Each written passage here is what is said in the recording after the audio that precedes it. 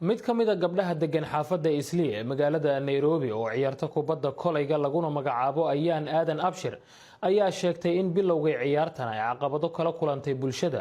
balse adkaysi kadib ay hadda heer fiican ka gaartay. Ayaan ayaa sheegtay in gabdho badan oo ciyaartan la bilaabay ay ka hareen balse aysan taasi iyada niyad jab ku keenin isla markaasina ay sii wadatay in ay ciyaarta baaskitka sii dhesho. Khadar Maxamuud Xareed ayaa warbixintan Nairobi ka soo diray.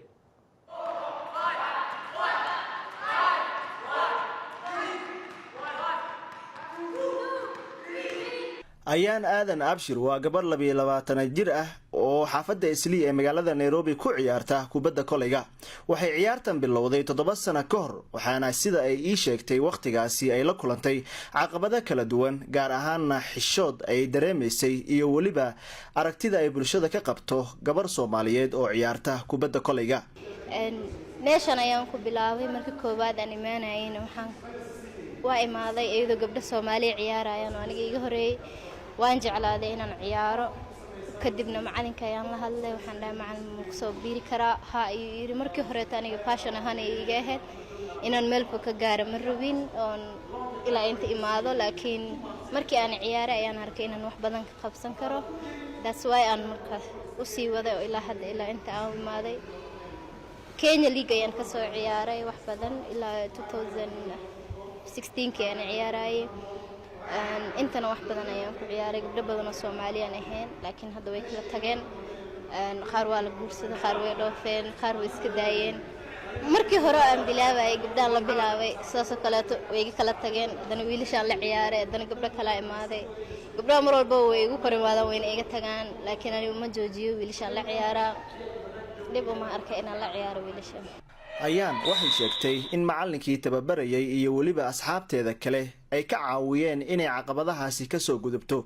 Ayaan waxaan dhihi karaa qof kasta ay markuu howl qabanayo wuxuu jecel yahay inuu guul ka gaaro ama ba success if English wax lagu dhaho. Ayaan she is one of my success maanta coachnimo aan ku faani karo qof aan maanta dhihi karo guul waad gaarsiisay waa Ayaan waxay timid 2012kii ama 2012kii ay timid ayadoo yar intaan ka yar ayada iyo waalidka iyo koranka aqaanay laakiin toos intii iguma imaanin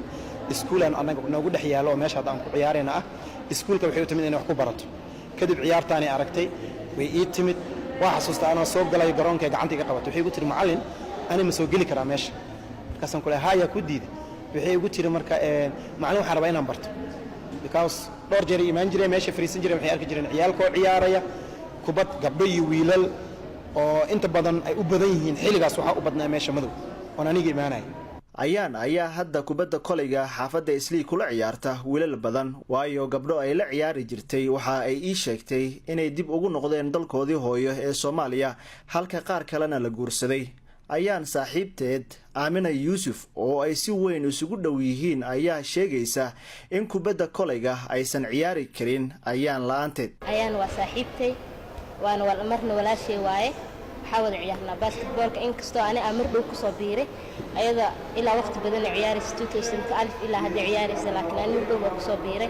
وحاول صبيرنا أيضا درادد واي أيضا أوهن وهاي سؤالي سؤال حالي ترى خبط إنا هيرك قاعدة داد سؤال أنا دوك صبيرة مرك أنا نفتكر واجعلها إنا ديل وأول واجعلها إنا ديل لكن